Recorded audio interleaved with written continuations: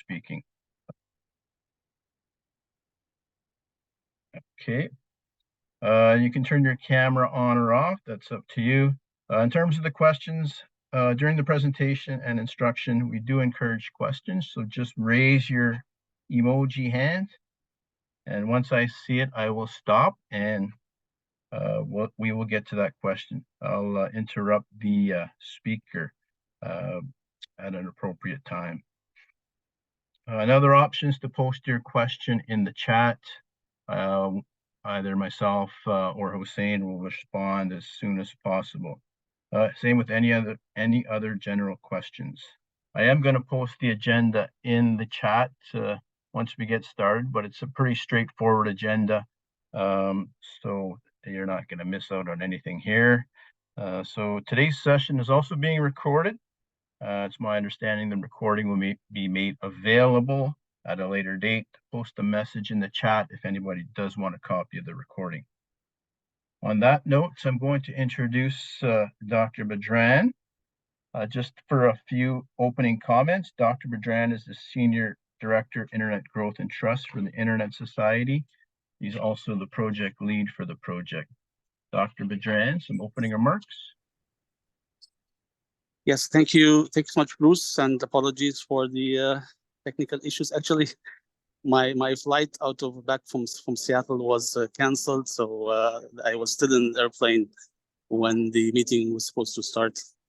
In any case, so welcome to the final course, the hands-on crimping course for the communities taking level 1. Appreciate your dedication. I have gone through this experience several times before with Indigenous communities, and I think it's quite a learning experience. So thank you for making the time. Appreciate the effort. And back to you, Bruce. Thank you, Dr. Badran. No problem. We all run into those issues once in a while, for sure. Totally understand. So now I'd like to introduce Samantha Blais. Samantha is a PhD candidate at the University of Alberta, and she's going to provide a brief overview of the learning objectives related to today's training. Samantha? Hi, everyone. I hope everyone's doing well this afternoon. So today's learning objectives are really about understanding and feeling confident in hands-on crimping. So one objective is understand how to create a customized Ethernet cable. Another is feel confident using specialized tools to create a customized Ethernet cable, and design and test a customized Ethernet cable. So again, I'm going to put them in the chat if you want to refer to them.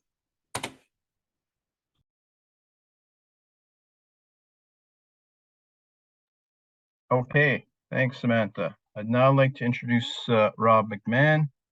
Rob is an associate professor at the University of Alberta and is managing the monitoring and evaluation aspects of the project. He'll now provide an overview of the evaluation component related to the training today. Rob, go ahead. Yeah, thanks, Bruce. Hi, everyone. Nice to see you again. I think most, if not everybody, was here with us yesterday, but I'm just going to do a quick recap just in case we have anybody new joining us. So what we're doing for the evaluation is we're going to be doing some surveys today. You'll either do them on pen and paper from where you are in the classroom space, in the space, or you can do it online. I'll post a link in the chat that you can fill out. Just so you're aware, like the survey, so, we're going to be asking you information about your experience with the course, with the instructors, with what you've learned, and so on. So what we're trying to do is collect information about your experiences with the course. And it's both used as an evaluation of this pilot project, and it's also going to be really helpful for other groups that are looking to develop similar training. So I really thank you all for your input and your support with the evaluation stuff. I'm also going to say that, sometimes when you fill out surveys, you're not really sure where the information's going, or you may not be comfortable with all questions and so on. So there's no obligation at all for you to fill out the questions. We just ask that you do so. When you do complete the surveys, the information just comes to us at the U of A, and then we will make sure we anonymize it. So there is a question that asks for your last name, but that's just so we can match some of the survey questions and answers to make sure, see if there's any change, like before and after the course. But nobody will know what you say, right? It's totally anonymous, and we just keep it safe here at the university. The last thing I'll say is, along with preparing the evaluation report, we're also using some of this information because we think this is really interesting from a research perspective. So we'll be using it for some presentations and papers to share with other people across Canada and so on about what we're doing here. So one difference between today and yesterday is that we're only going to do one survey today at the very end of the training. We just think that most people probably new to hands-on crimping, so we'll just do the follow-up survey at the very end. So yeah, I'll just stop there in case anybody has any questions about the university's role or about the research or the surveys.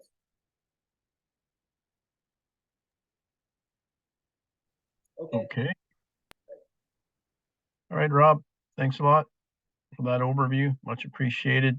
Okay, let's get started. As mentioned earlier, we're going to learn a little bit about crimping. Our presenter instructor today is Jesse Fiddler. Jesse's a KNET director. We're happy to have him here with us again today. I think most of you probably met Jesse yesterday, but for those of you that haven't, Jesse can provide a little bit of background information on himself, and then you can start your presentation. Jesse, floor is yours. All right, good afternoon, everyone. Yeah, so now about the same people. And my name is Jesse Fiddler from Sandy Lake First Nation, and I've been in this field since probably high school. So one of my first jobs with KNET was as a summer student. I did the summer student camp for 10 weeks straight. So each week I would go into a community and set up an internet connection. It was a satellite internet connection. It was direct PC back in the day. And then set up the internet connection. I'd have to run a network cable, like one of these guys, from outside, run it inside, and set up a whole new network with 5 laptops. And then with these laptops, we'd set them up. And then during the week for 3 days, we'd do computer camps with kids. And so we'd show them the basics of computers and how to use computers, how the internet worked, how to use actually a mouse and keyboard, and all really basic stuff that we take for granted nowadays. So that was probably at least 20, yeah, about 25, 20, maybe 26 years ago. So that's how I got started with networking and cabling. And I had to do this all on my own. And I did this day after day and week after week. So got kind of good at it. So back then we didn't have all these pre-made cables. So we had to make our own and set up all these new networks by hand. So since then, I've been involved with training people. I used to do youth training program and provide network training for youth technicians in schools and communities. And we used to do all these kind of workshops on how to do this cabling. So this cabling's been around for a while. It's changed and come in different forms. There's been some newer stuff, but essentially everything's still pretty well the same. So I'll do a equipment checklist first. So the things that we're going to need, you're going to need a piece of cable, a Cat5 cable. So this is blue thingy. It's got some colored ends on it. So that's your first piece. We're going to use that. You're going to need some of the RJ45 ends, these little clear crystal thingies. Sometimes some people call them crystals. They're called RJ45s. They look like that. So you should have a bag with your kit. So make sure you got those. And then the other most important piece is this tool here. This is your crimper, your network crimper. Now you may have gotten some other tools with your toolkit. So the other tools that may have come with your delivery there was you've got a wire stripper and wire stripper cutter kind of thing. Looks like that. We probably won't use this. I don't use this for this kind of work, but this is a good tool for other kind of electrical wiring and works. But I'm gonna put this to the side. So you guys can put this one to the side. And then you may have another tool that looks like this. It's kind of wire cutters. And these are good for just cutting your cable to pieces or whenever you need to, like run it along a piece of cable and use this to cut it. Your crimper has a cutter built in too, but we can use both. And then the last piece of equipment you'll need is your cable tester. It looks like this. Now it's a pretty basic cable tester, and it has well, you need to have a battery in it. So make sure you have the battery inside of it, and it powers on. So that's our equipment checklist. So if you don't have those, let us know. So just make sure you have those ready. Okay, we got some hands up here. Yeah, so Mike from Chippewas Nawash, I think our cutter tool, I think, looks like this one instead of the bigger one you showed. Yeah. And then we also have this tool here, the Okay. smaller wire cutters. So we didn't have the big stripper tool that you showed. All right. So the other, that gray one that you have, that's a cutter as well as a wire stripper. That one's pretty good too. So we can use, actually, I don't think I have one of those on me right now, but no, I don't think so. Anyway, but you can use that, and then as long as we have the crimper, it has a tool on there too. Okay, good to know. All right. Any other comments there? Hey, Jesse, I was just going to mention that, yeah, that first wire cutters, nobody's got those except you, so. Oh, okay. I'm special. Thank you. But we do, everybody does have this crimper though. I think that's Alright. the most important part. Yeah, we can do everything with that one actually. That's a good one. Is it also possible to have Jesse's screen be enlarged so that he's always see? Because it's quite small at the moment. Oh, okay. Let's see. Okay. I'm not sure. Can we do that? There we go. I'm gonna pin myself here. Is that better? I think people need to turn their cameras off. I think it's up to you. On the view option, you can have it as the speaker only. So if you click on the view with all the boxes. All right, thank you. You're welcome. Okay. Okay, so I'm gonna go into a little bit about kind of the theory behind cables. So I got a little PowerPoint here. I'll bring up. Share my screen. And oh, I need someone to enable screen sharing on the meeting there. Whoever the host presenters are.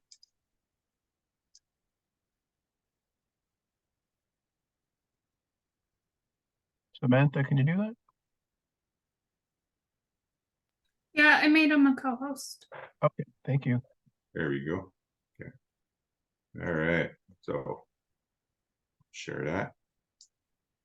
Okay, so there's a couple of YouTube videos that you guys can look at after if you want. We can post the links in the chat, but basically everything I'm going to be talking about is you can get covered in YouTube, and there's a lot of good YouTube resources out there. So the first YouTube video is a network cable overview.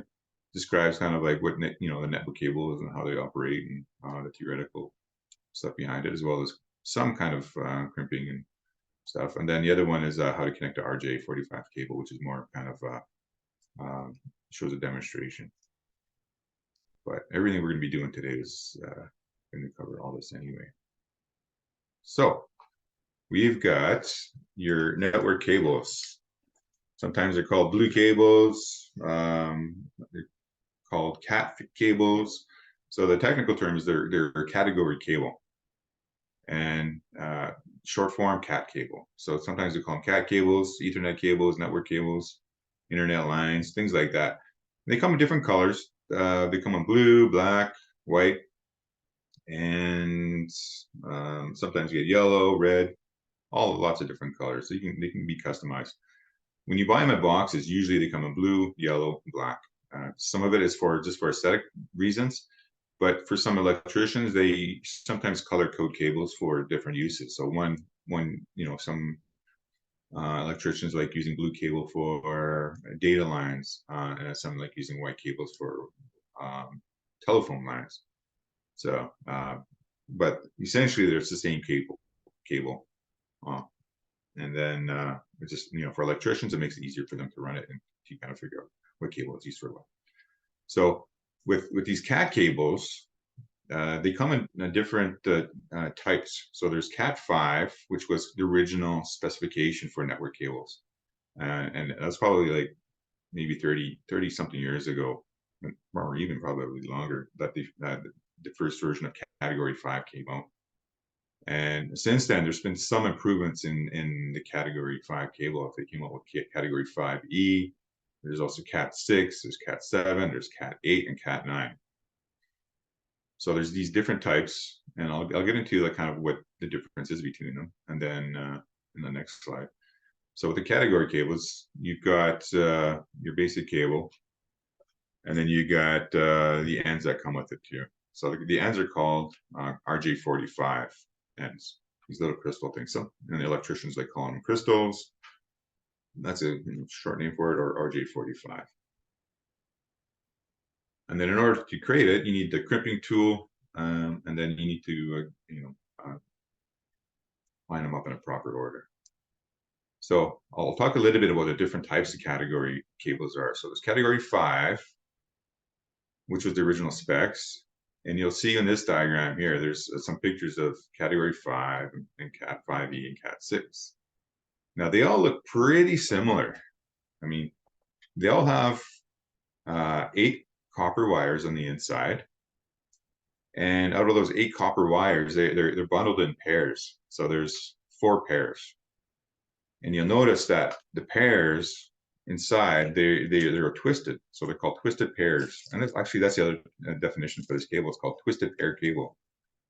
And the reason why it's twisted is that when you have wire, any kind of copper wire, and you run a current through it, what it does, it creates a magnetic field.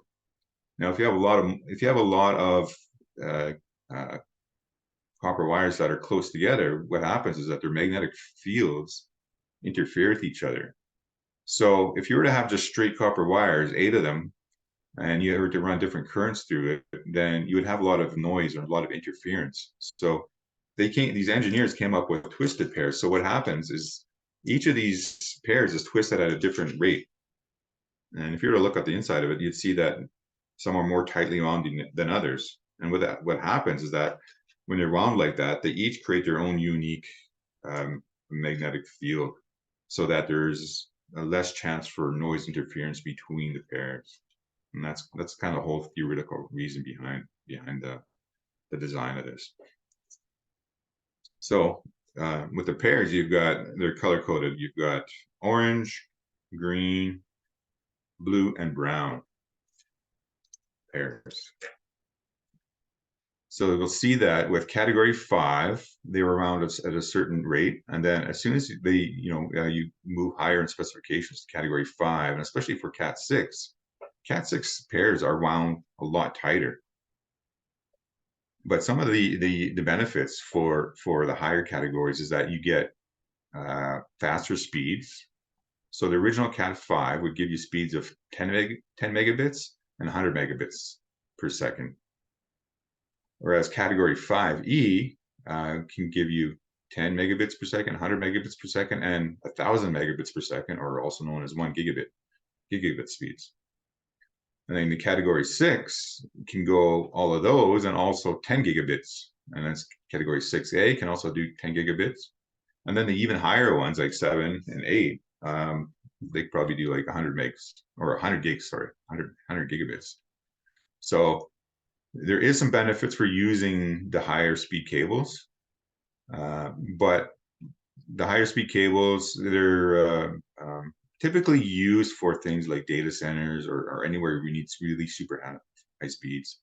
For most small offices, or for most offices and homes, Cat 5e is sufficient. Like getting gigabit speed is pretty good. So most of the time when you buy category cable, it's either 5e or sometimes 6. But the equipment that we have right now it's for Category 5 and 5e cables.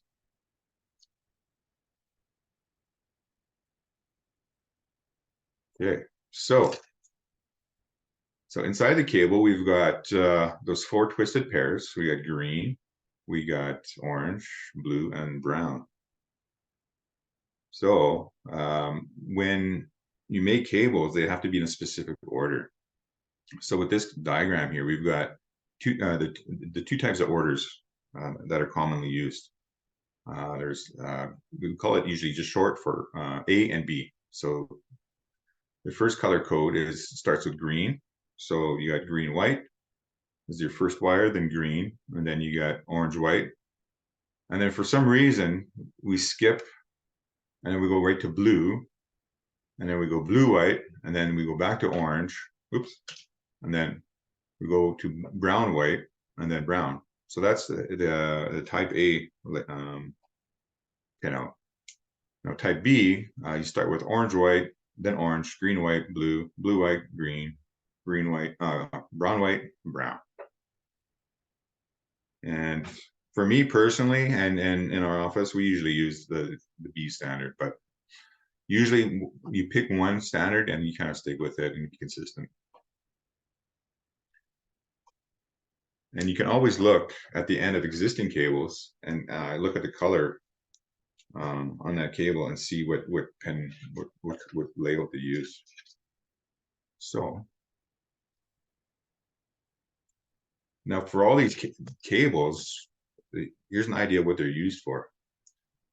So green, white, and green, like the first two wires are typically used for transmitting. And then number 3 and 5, or 3 and 6, the orange ones are used for receiving, and vice versa. If you were to use the type B, the first set is for transmitting, and then the second set's used for receiving. So all your data is really being transmitted over only four of the wires, and the other 4 wires are being used for other purposes, for things like power. So sometimes you have equipment at the end of your cable, like a phone. Like for me, I have a phone here. My phone. I'm going to stop sharing here a second. I'll give you an example. So here's my phone, and it's an IP phone. And the only plug that I have into it is my category cable. See, I have no power supply. So this phone is actually powered by this cable. So there's power running through the cable on the blue and the brown pairs. So here's the blue one, here's the brown one. So there's actually power running through that cable, but not all networks have power running through it. So you have to have a special switch that sends the power over that cable to power your phone, or sometimes you have a Wi-Fi device on your roof or like in your office that's powered by that. Even security cameras, they're powered by those cables too. So whenever you have those types of equipment that are powered by CAT cables, then you have to make sure they're hooked up to a powered switch. Let me go back to my screen. Okay.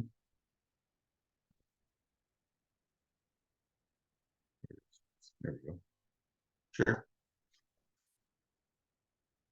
So with these cables, most of the time, when you make them, you make both ends the same, and that's called a straight through cable or pass through. So both ends would be in the same color order. So if you start with green, then the other end would start with green as well. Now there is certain types of cable called crossover cables where one end is opposite the other. So one end would start with green, but then the other end would start with orange.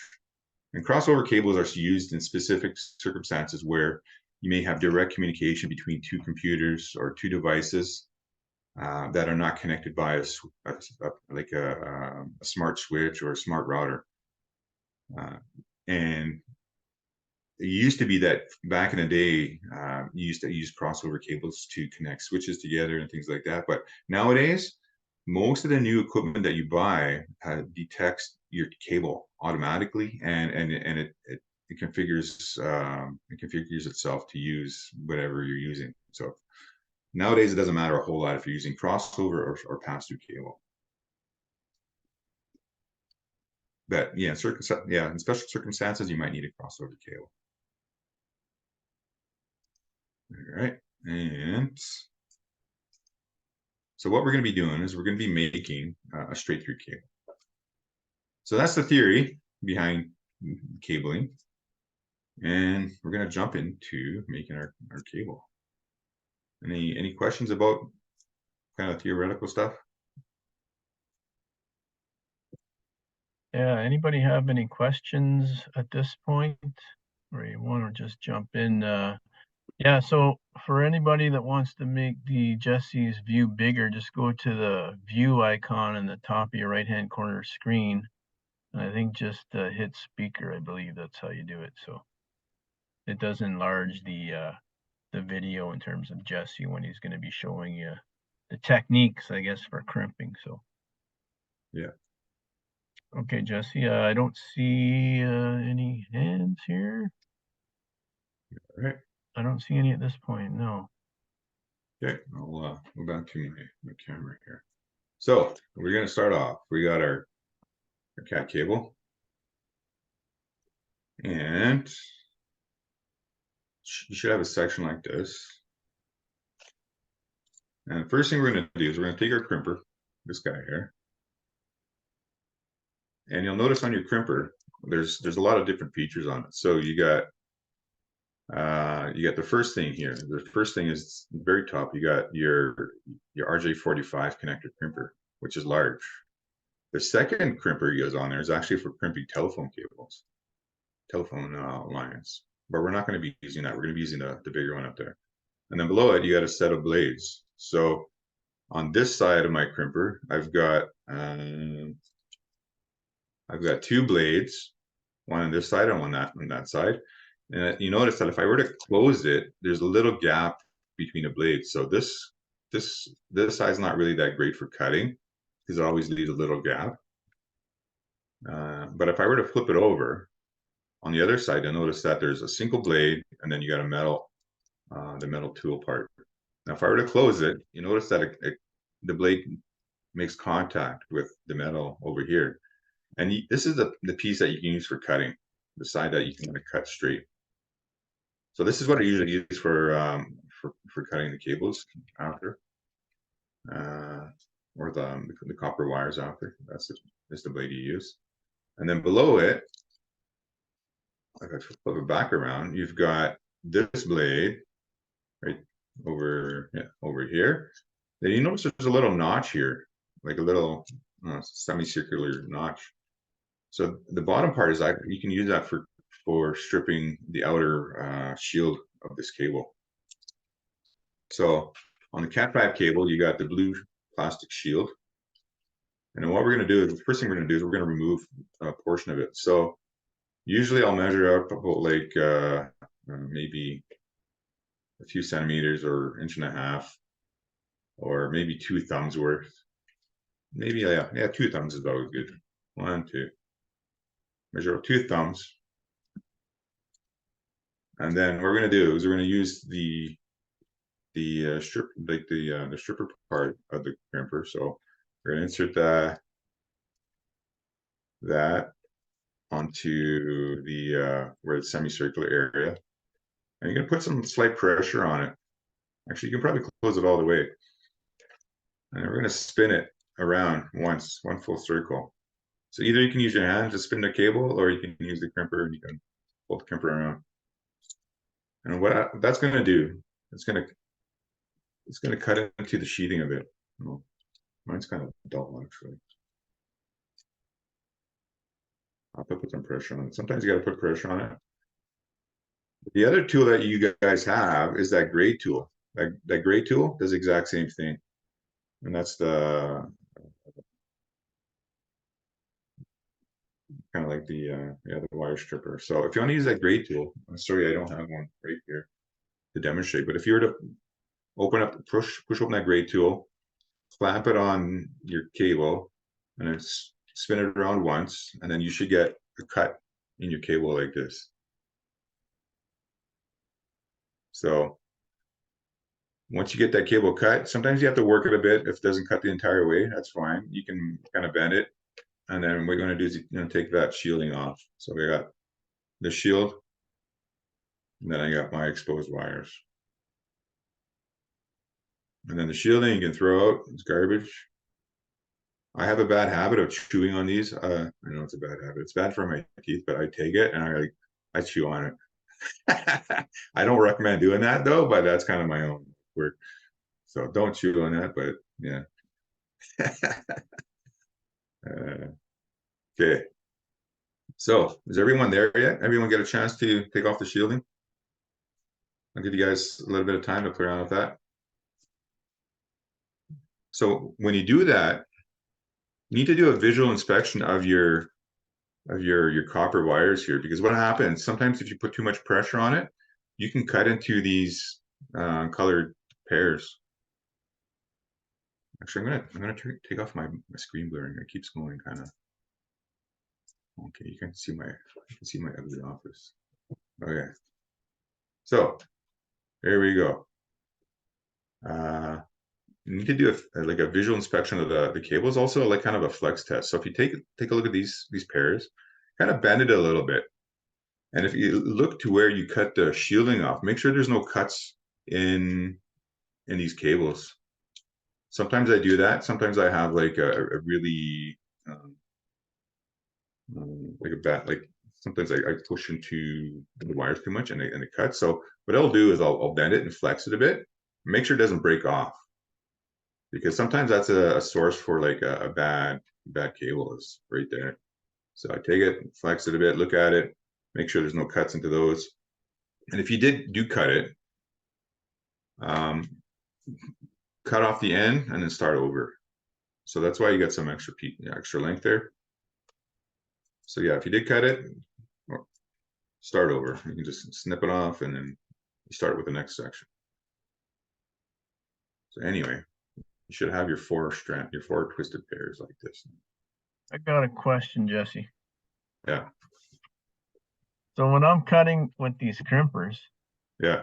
when I put the cable through and try to, once it goes through, that blade on the other side is cutting the cable off. Am I doing something wrong? There's so if you look in your crimper, there's that notch area. That's where you want to pass it through. Do you get that on yours? You should have that below there.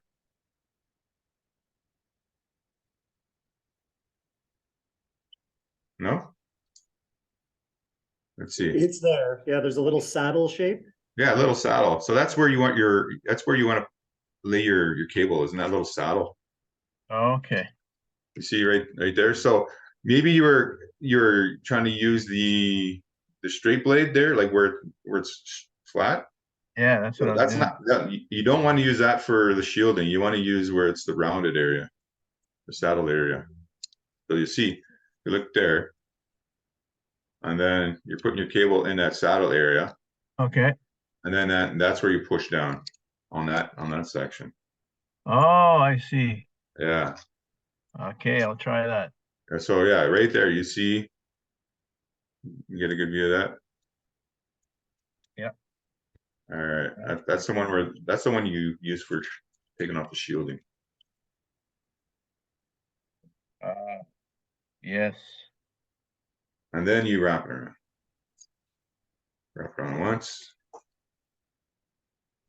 Then you can, even if you make a slight cut on it, you don't have to cut all the way in. Sometimes after you make a slight cut on the shielding, you bend it a bit and it pops right off like that. There we go.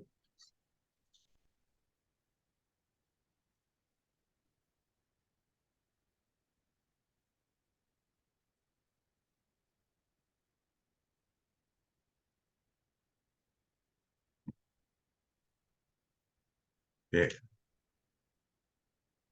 So are we ready to go to the next step?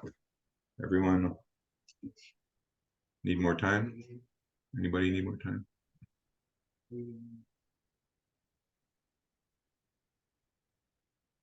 So you have a plastic centerpiece. Okay, so yeah, you can cut that plastic centerpiece.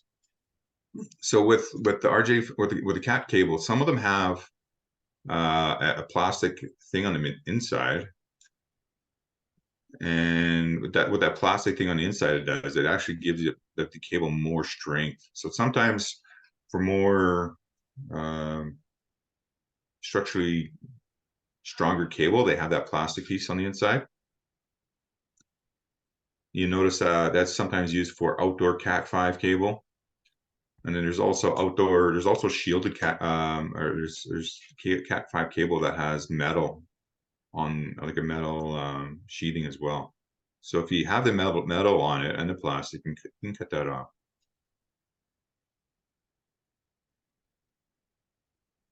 Now for Cat 5 that has the metal on it, usually like the metal sheathing around it, that's usually used for outdoor Cat 5. And what that does, it actually helps with grounding the cable. So we use that kind of cable for any outdoor installations of like wireless access points. And those require a special connector. Like these ones are clear plastic. The outdoor Cat 5 ones, they use a RJ45 connector that has metal on it as well.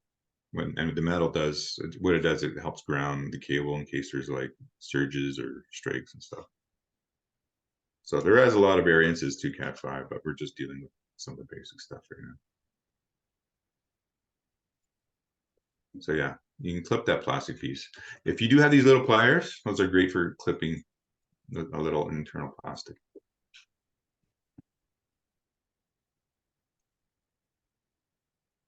Were you able to get that there, Jason? You good?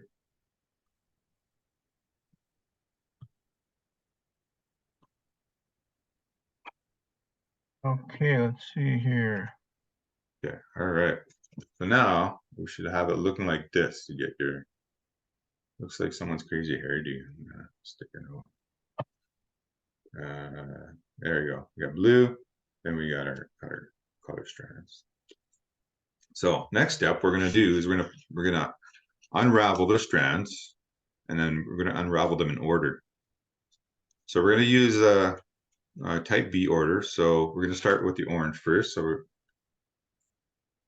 we'll go orange here as our first pair, and then we're gonna go green, and then blue, and then brown. So first get them in that kind of order.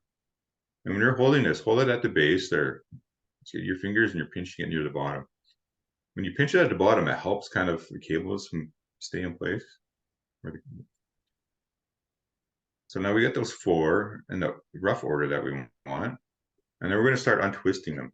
So you're going to take the first set, the orange. We're going to use your fingers. If you got fingernails, that helps. If you don't, then you have to pinch it and untwist it.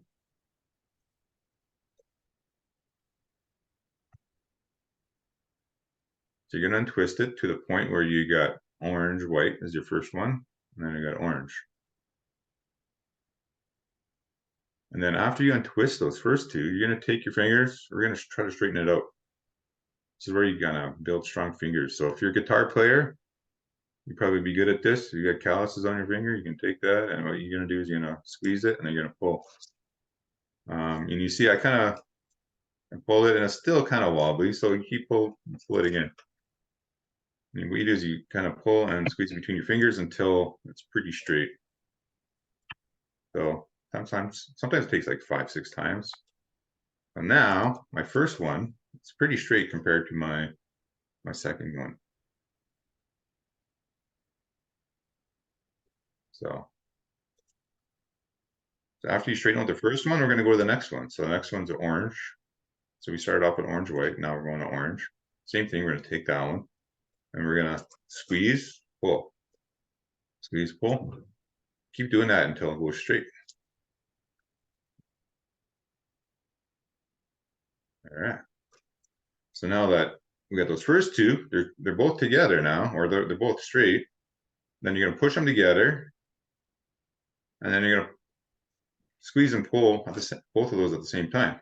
So they're going to be lined up together. So they're going to be roughly close together now, and they're both straight. So they're both kind of close together, and they're both straight.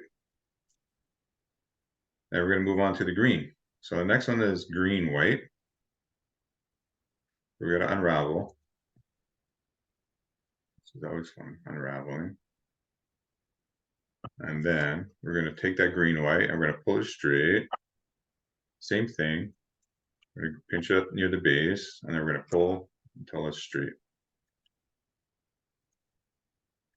Squeeze and pull. And once it's mostly straight, then we're going to take those first three together, and then we're going to group them together, pinch at the bottom, and pull them all together straight together. So they're kind of grouped like that.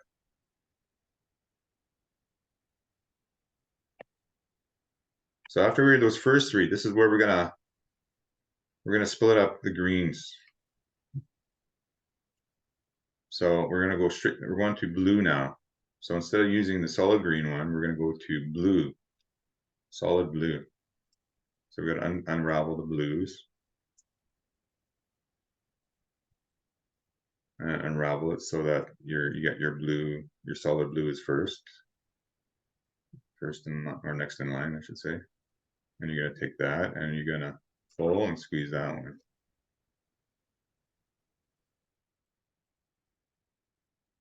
And then you're gonna line it up to the next to the green white, and then now you have four. So those four together, we're gonna squeeze and pull them together in a line. So what we're doing is we're shaping the copper wire so that it kind of retains memory, so that they stay in that proper order whenever we put on the final tool or the final end. So we got blue, and then next one is blue white. We're gonna take that one, pinch, and pull, make it straight. We're gonna line it up next to the blue, solid blue one.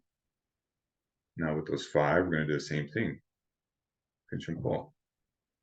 Now this is where it starts to get a little, might get a little tough on your fingers.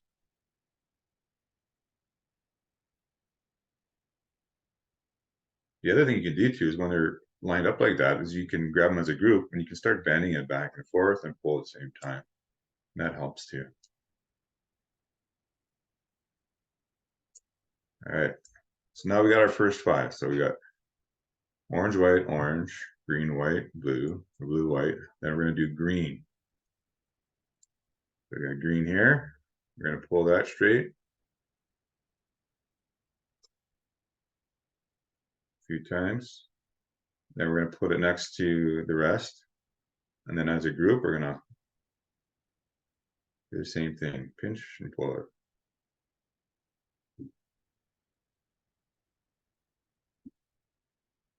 Sometimes it's pretty tedious stuff, but you get good after a few hundred of these.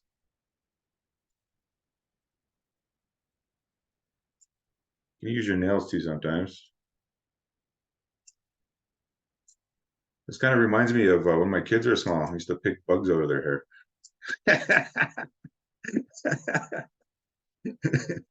I don't know if you guys have done that, but yeah, I've done that quite a bit.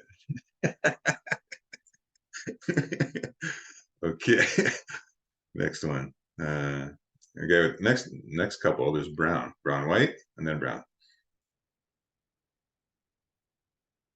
So we got brown, white. I'm gonna take that,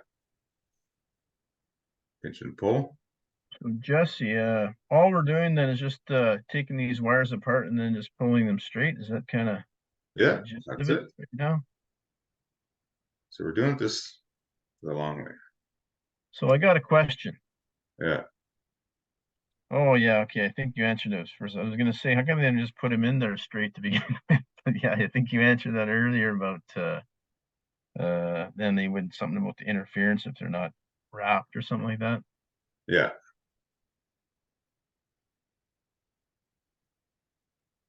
Jesse, there's something in the chat about the color orders. They got lost. Can you Okay. tell me the color orders? Yeah, I'm going to share my screen again. And here's the order we're going to use. So on the right-hand side, and we've got, we're using this order. So it's going to be orange, white,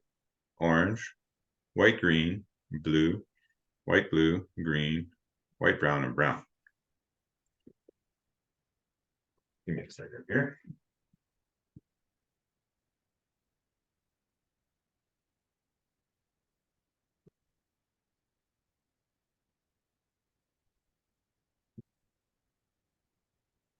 Cool. I must say I'm not very tactical. I just finished the first step. All right. That's why I'm an accountant, Jesse. I must have cut my wire about 10 times to try to get to this point. Okay. So hopefully everyone got the colors in the right order. I'm going to stop this screen here. So I ended up putting my cable down, and then I picked it back up, and then things kind of moved out of place. So this always happens. So when you have it like that, and you pick it up again, you get it, flatten them out, and then make sure they're in the right order. So we're going to take it, or flatten it out, make sure it's in the right order. We're going to pinch at the bottom. And I'm going to visually inspect it. So I got orange, green, white, blue, blue, white, green, brown, white, brown. So that's the order we want. So now when it's flat and straight like this, you see, you want it to be lined up like this almost.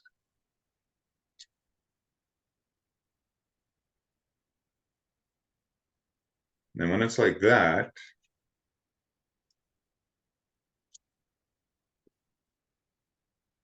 then we can proceed to cutting it.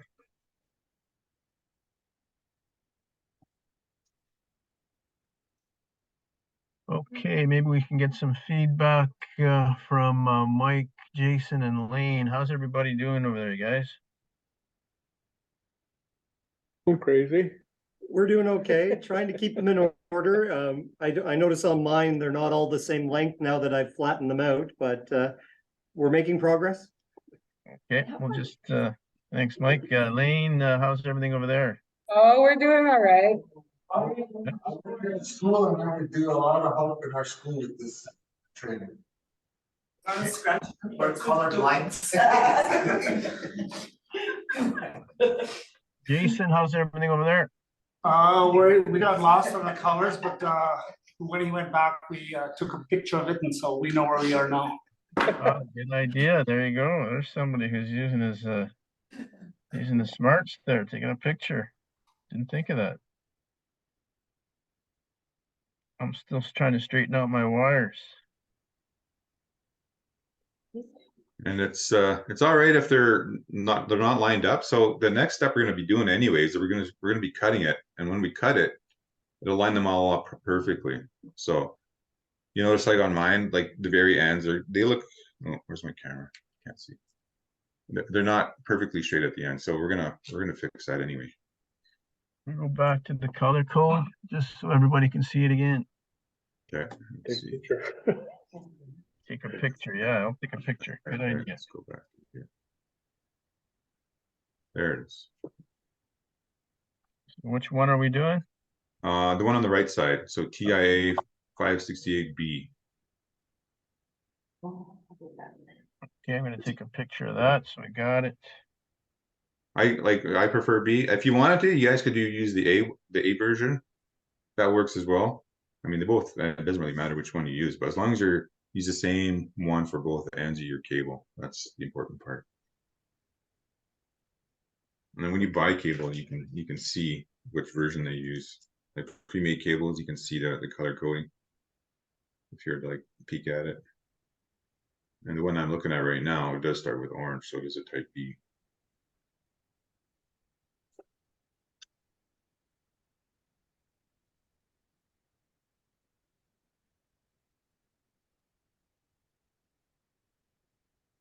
I'll let you guys work those out a bit more until you get it straight, as much as you can, and flat. So it's almost like a ribbon cable now.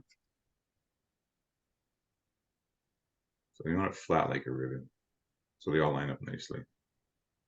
And when you let go, they should almost stay in place. They don't always stay perfectly in place, but as long as when you apply pressure again, it goes back in the same order. That's the important thing.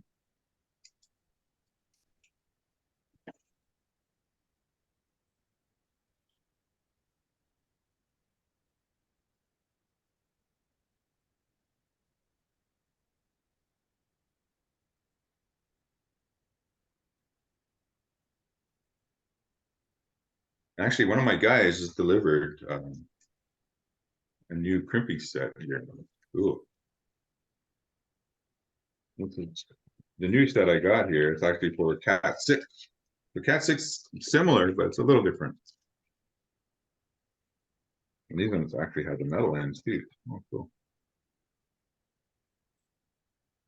don't know if you can see that. This one's metal. You're still sharing the screen, so we can't see you. Oh, sorry. Okay, I'll stop sharing.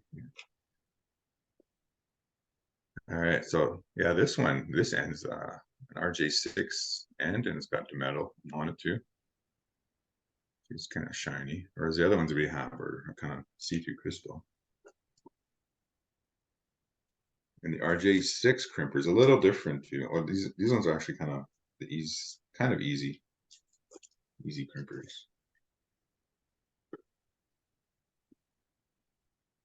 Ooh. First time playing with this thing.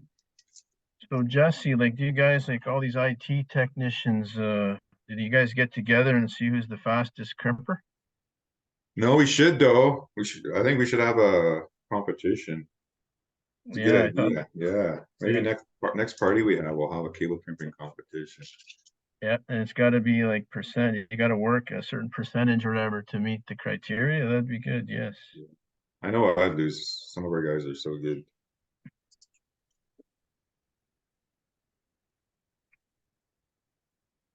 Okay. So hopefully everyone's almost at this point where we got our colors lined up. And we're ready for cutting. So we got 2 tools for cutting. If you have one of these guys, you can use this. These are wire cutters like this. They do a good job. And the other tool that you can use, if you just have your crimpers, there's the blade on there in the middle. So you would use the one that has the blade against the very metal, not the other side. The other side has 2 blades, but they don't actually connect. You see that there's a little gap in there. I'm going to flip it over and I'm going to use this side for my cutting. You get some good contact. So what we're going to do is we're going to measure out a distance of here, so roughly about there. If you want to use something for reference, if you look at your crystal connector, you want it to be a little bit shorter than the full length of the connector. So what's going to happen is we're going to be inserting the cables into here, but then we want part of the blue to be poked in here too. So with this end, at the very base of it, you'll see that there's a spot where the plastic indents, and that's what's going to grab onto your blue sheathing. So your final copper ends, are going to be about almost a full length of this. The other thing that happens too is like when you do push it on, the sheathing does slide up a little bit. So you do have a little bit of wiggle room there to push the sheathing all the way through. So if your exposed wires is almost the same length as your end, that should be good. So if you take that there and look at it, I don't know if you can see that. That's kind of where you want to cut it. As almost at the same length as your end. And then you got to eyeball it. So once you have an idea where you want it, then you eyeball it. Kind of remember where you're going to be cutting there. Now, if you have these tools, go ahead and use these ones to make a line cut. So you'll see I got it right about there. You want to cut it in a straight vertical line. Like that. So what I'm going to do is I'm going to hold the base and then I'm going to cut. Hey Bruce, did everyone get these wire cutters? Yeah? I think theirs are a bit different. They Mike showed these smaller ones. Theirs are gray. Oh, the gray ones. Okay, the gray ones, they do have the cutters too on it. Yeah. Maybe I'll use this one. I'll use this thing. Okay. So on this one, there is cutters on that. So I'm gonna lay that into there, line it up. I'm gonna put some slight pressure on it and just make sure it's at the distance that I want. And then I'm gonna apply full pressure, make sure it's lined up on the blade. I think that's right. Apply full pressure and then cut. Now, if you do it right, you'll have a clean cut. And if you're still holding it, all your wires will, at the end, will be sitting there. Now what's gonna happen as soon as I let go of the crimper, I'm gonna have a mess. So I'll let go, and I got wires all over my keyboard. And if you're a considerate electrician, you clean up your mess. Some people don't. All right, so now we got a section that looks like this. And it should have a clean line across, and then hopefully our colors are stay in the same order. So once you get there, this is where you start to put the end on to there. So when you put the end on, you want to make sure you can see the copper blades of the RJ45 end. So you see the copper blades on there, that's going up. And then your colors you start with, you flip it up too. So as long as you're starting with orange, white, and then you're ending with brown, that's the order you want to go in. So what you want to do is you want to take your end with the copper side up, and then you want to gently place the cables in there. And there's little slots. So there's little guided slots inside the crystal where they will go in there. So what you want to do is you want to guide them in there. You want to make sure that they line up properly. So you want to eyeball it and then push it all the way into the end as far as you can go. And this is where you do a visual inspection. So this is where sometimes you'll mess up, is that sometimes when you do that, the colors, they mess up in order. Sometimes they move out of place. So what you want to do is you're going to look at it, and you may need reading glasses. I don't have mine. So you want to make sure that the colors are in order. So you got orange, white, orange, green, white, blue, blue, white, green, brown, white, brown. So mine look okay. Now, if they're out of order, then what you got to do is you pull off the end, move it in the proper order, and then when you move in proper order, you got to squeeze the base here just so that they don't move again, and then re-guide it into the crystal or that at the end. So once you get to the point where they're in order, and it's okay, you push all the way in as hard as you can, and they should all line up at the end. You should be able to see kind of some of the copper at the very end there. So what's going to happen is we're going to take our crimping tool, and what the crimping tool does, it pushes these little copper blades into the copper wire, and it creates a contact. And it also pushes in some of this plastic, thing here, so that it holds on to the blue sheathing, so that if you were pulling the cable, it pulls on the blue sheathing rather than the copper wires. So that helps with securing the end and the cable. So I got it like that. You can see the blue sheathing is partially inside up to the indent. All our wires are in and lined up, and then we're going to take, oops. Okay. We're going to take our crimper, and we're going to use the big first slot there, and then we're going to insert that. So once it's in there like that, you push in hard, and then you're going to push on your crimper, your clamp, and then it should be able to go all the way down. And sometimes these crimpers, they click once you get to a point. Some don't. And then once it goes all the way down, you can release, and then your end should be on, and your blades should be making connections with the copper wiring, and it should be secure. So this one, I'll wiggle test it. I'll pull on it, and you can see where the plastic pushed into the sheathing. You'll see that there. It's kind of pinching it. So what happens? It helps secure that cable in there.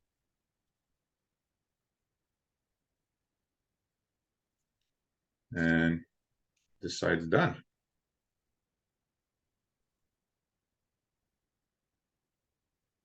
So that's one side.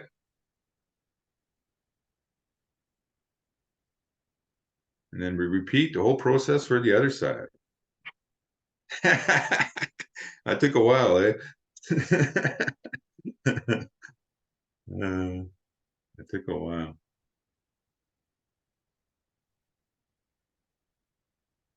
Okay, has anybody got theirs done?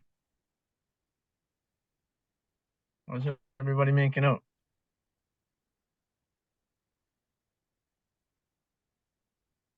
Anybody have it in the rocket or whatever it's called?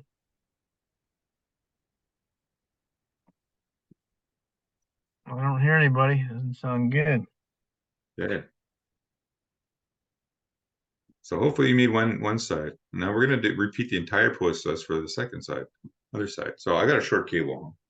Not sure what length you guys have, but we did this for one side. Now we got to repeat for the other side in order to make a functional cable. So everything we just did, do again.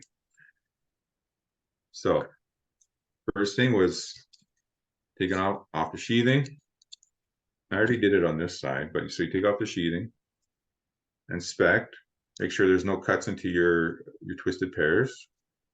This side looks okay, so that's fine. Next step, put them in the 4 pairs in order. So orange, white, or no, sorry, orange, green, then blue, then brown. Next step, unravel oranges. So we're going to untwist it, unravel it. I'm going to start off with orange, white, pull and straighten, then orange, pull and straighten. I'm going to do this one a little bit quicker. Green. We're going to go green, white, so we're going to unravel the greens. Then we've got green, white, pull and straighten. Now remember, we're skipping to blues. Unravel. And twist the blues. So we got blue. We got the blue, and then blue. And then all up and pull it together again. Blue, white, pull and straighten. Add it to the group. Pull and straighten the group. Then to green. Straighten out the green. Add green to the group. Pull and straighten the full group out. And we got brown and white. Gotta unravel that. Pull and straighten. Add it to the group. Pull and straighten the group. Brown. That's the last one. And then there's a group. Pull and straighten. Then you can wiggle them together. Flex it a bit. So they all stay together. They retain their kind of memory. So that when we crimp again, they won't fall out of place. So if you find that when you're crimping and they're out of order, this is where it helps with that. Do a little bit of extra flexing and working on this group together. So now we got that. Got it in line. We're going to measure roughly the distance of our end. A little bit shorter than the end. We get our cutters, the cutters on the crimper. Measure that distance. Line them up. Cut. And now we have a flat piece again. Take our crystal, insert them, make sure they line up in the right order. Push all the way in. And so you want the blue sheeting to be in partially so that we get crimped on it. Get our crimp tool. We'll push it in, push firmly, and then clamp. Now, I got a cable with 2 ends on it. So this is a straight through cable. So I'll give you guys some time to do your second end there. I just wanted to do that one quickly just to go through it, but I'll do another piece. Let's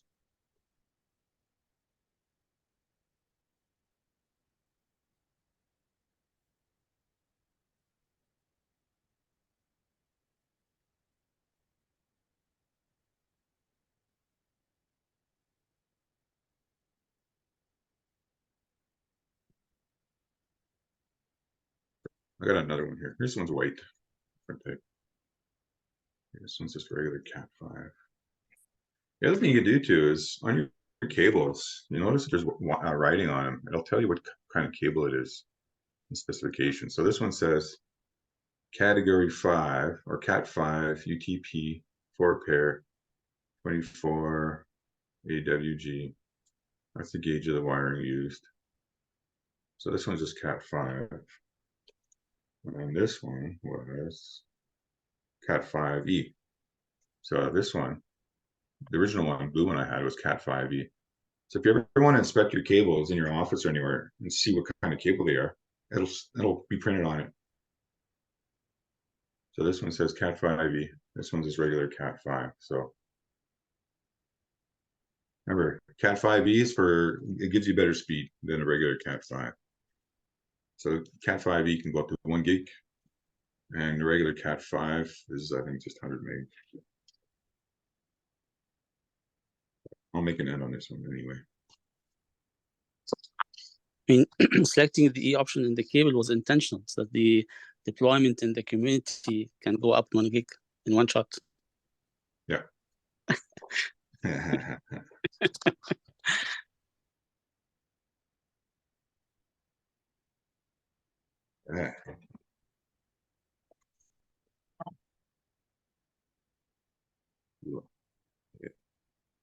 So I'm just going to make another Cat5, just a regular Cat5 cable again. So steps again, Nard. So Jesse, are you going to test your connection? Like, how do you do that? Like, or you do that at the end? Yeah. So once you're done both ends, we're going to test it.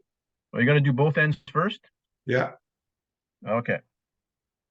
So you got to make sure your ends are done. So I'll wait for everyone to finish making both ends, and then we're gonna test after that. Then everyone's probably still working on theirs.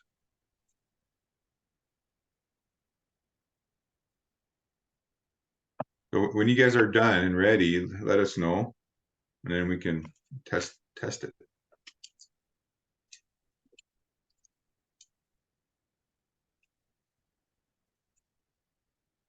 So jump ahead too far here.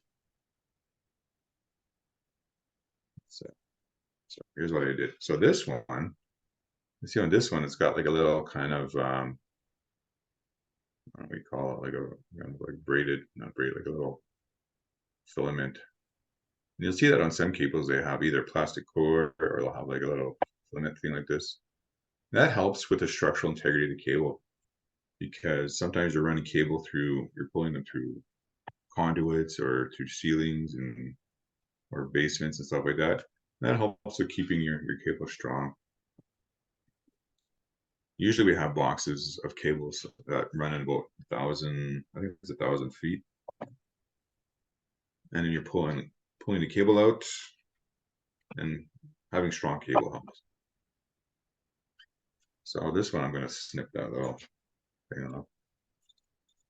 I don't need that right now.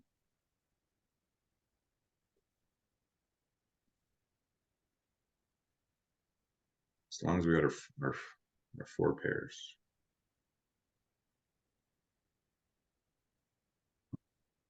So start over on this one. Orange, green, blue, brown.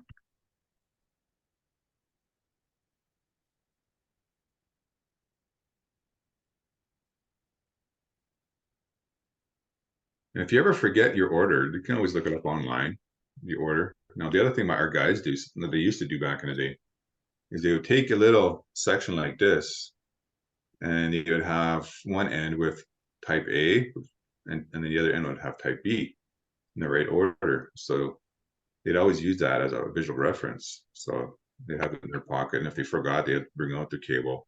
They would look at it and said, then they'd look at it and be like, "Oh yeah, okay, we got to start with orange, white, then orange, and then green, white, then blue, Jesse? then blue, white, and blue." Hey, Just for reference, in our kits, there is a little piece of paper that has the diagram with the color coding on it. So at the oh, bottom of the box, we were all provided. If you look inside the little pamphlet, there's the cheat sheet. nice. Okay, good to know. I didn't get the same kit as you guys, so that's handy.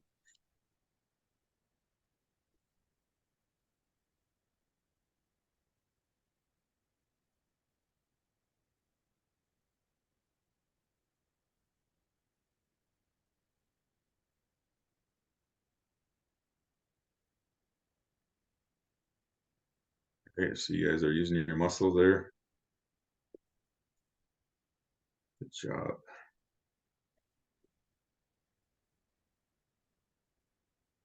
Let's make it up here. White, orange, green, white.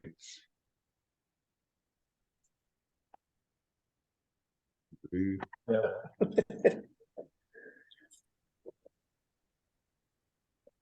So whenever we get new technicians, we get them to make a whole pile of these just to practice. It's kind of like torture, dude, but they get good after a while. Yeah. Oh, that's not real.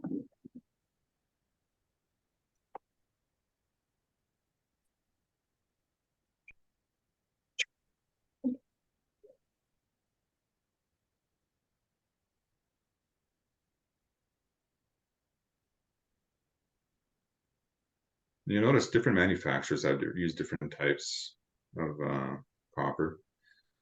Most of the time, the copper here is solid copper wiring, and it's a like 24 gauge. Now, sometimes when you buy pre-made cables, they use stranded copper wire, so it's a lot more flexible. And those are a lot harder to crimp than these ones. So if you ever find like stranded wire, when you expose it, or if you were to cut it, you'll notice that the very ends of it are kind of all these little tiny copper wires bundled together. But it gives you a more flexible cable overall. But most cable you buy in a box that you run in your office or wherever, it's solid 24 gauge wire.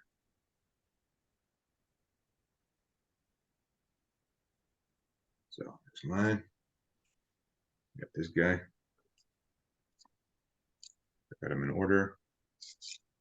Take this crimper, measure the distance. That's where I want it. I'm gonna cut.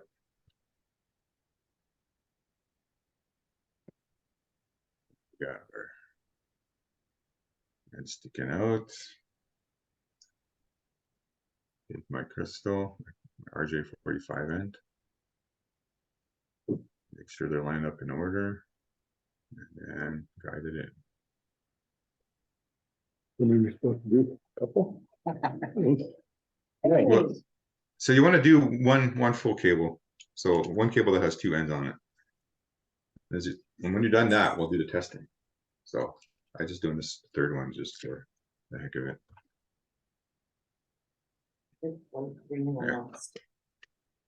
Okay.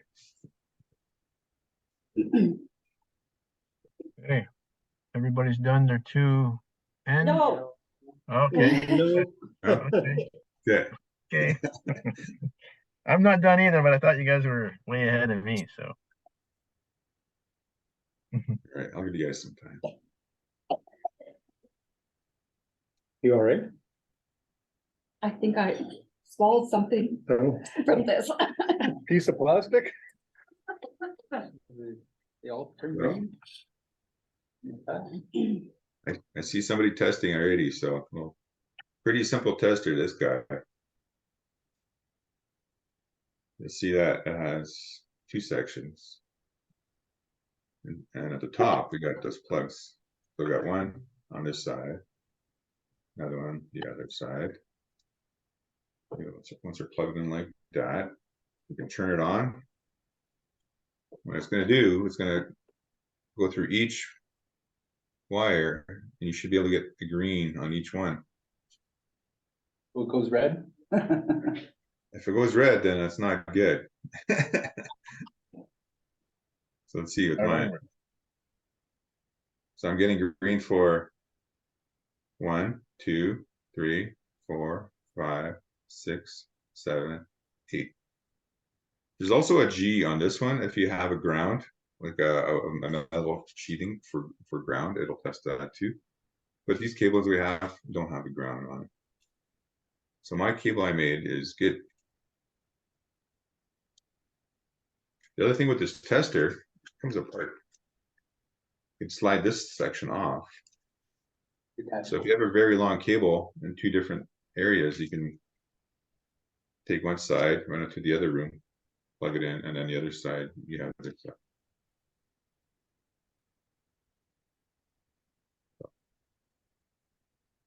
It's a pretty basic tester. It just tests for continuity between points for each wire.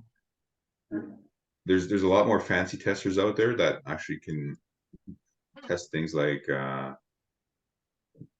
actually diagnose if you have any errors. So sometimes what happens is you cross your wires over if you put them in the wrong order.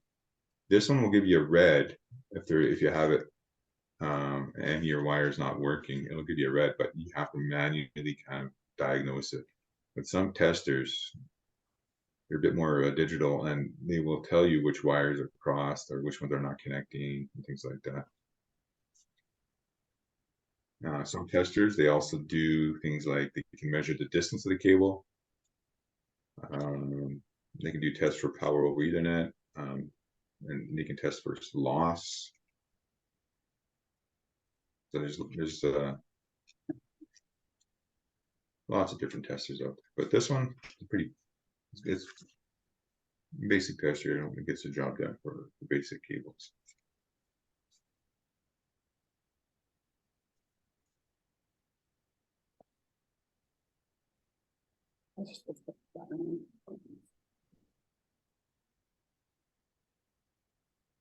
So in the event where you got a bad cable, first thing you do, you have to visually inspect and see if you got anything out of order.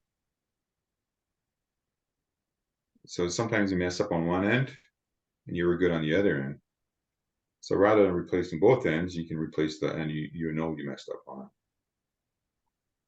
So if I were to look at this and it was out of order, like the colors, let's say if I mixed the blue and the greens around, then I would say, okay, I got to replace this end only. You'd have to cut it and then start over on one end. And the other end might still be good. Working? Oh, we're all gonna be jealous if it does. No greens, no reds. No reds, all right. Oh, this was exhausting. It is. Boy, Oh, we're not on mute. I love this. I like the good feedback. no comment. Start showing Right. off. Oh my. I got green. Anybody else got green? Yeah, we have a couple browners. Okay. Good Yeah. stuff.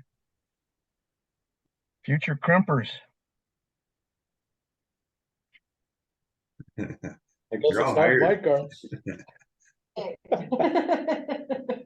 It's not mic guards. That's awesome. Oh, that's a great. Orange, white.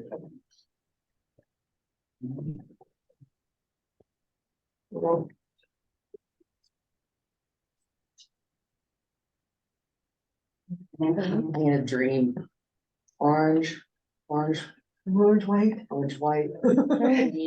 white, blue, white. And then I'll start to have a nightmare, go, oh my God, one's purple. That's Tetris. I don't know what Tetris is. Box. You never played Tetris? Go to bed, wake up, and see the blocks come down.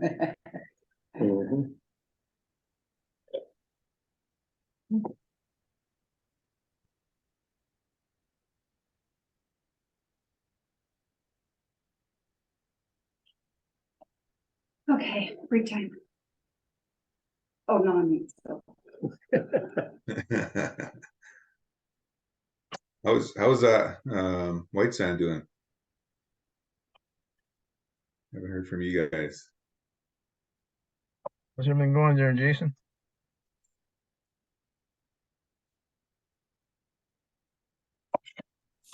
We're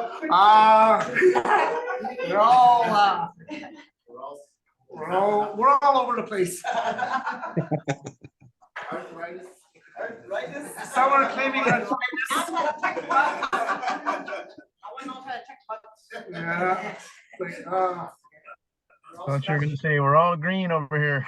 Yeah, we're all sharing our glasses.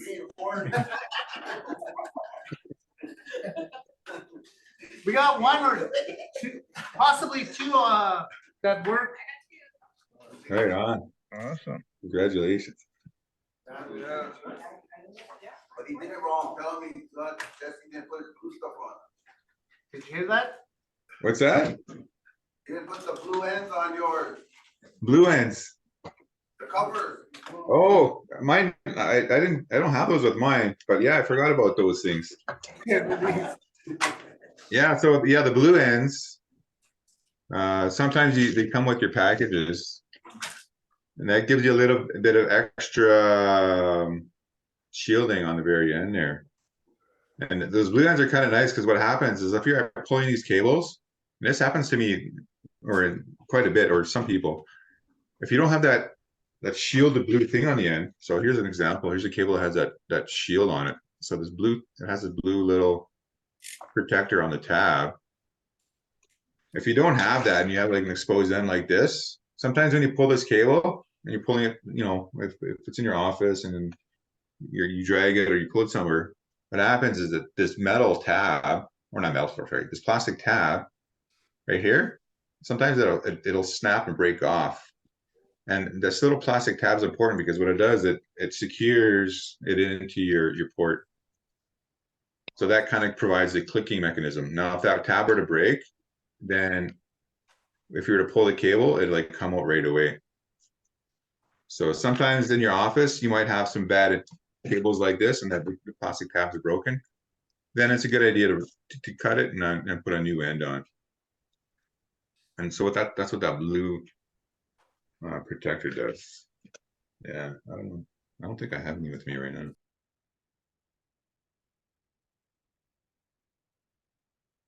Okay. Well, hopefully everybody's doing better than I am. That's good. Still struggling here.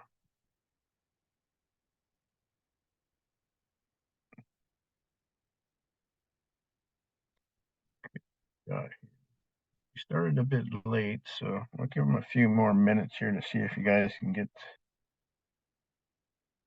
Everybody can at least finish one and do their test.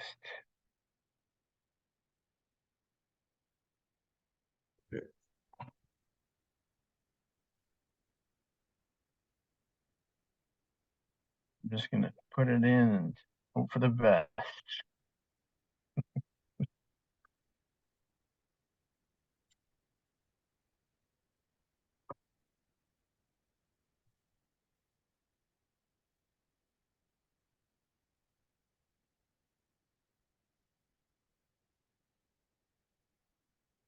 There we go. That's nice.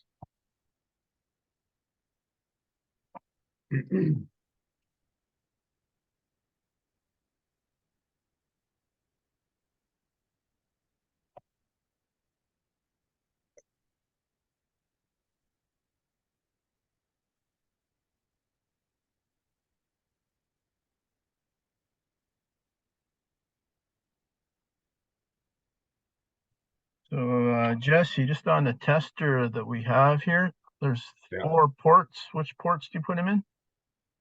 There's 2 at the top there, and it's the only 2 that really fit. So there's out of the 4, there's 2 that are for telephone Oh, okay. I see. cables, and then the other 2 are for the network. So you should see one, or the 2 bigger ones on one side, one on the other side. Okay. So yeah, this tests for both telephone cables and network cables. Okay, so just to confuse you guys even more, I'll show you. I've got another tool here. So this did you one- say if it's all green, it's good? Yeah. So it should go through each number and it should be green.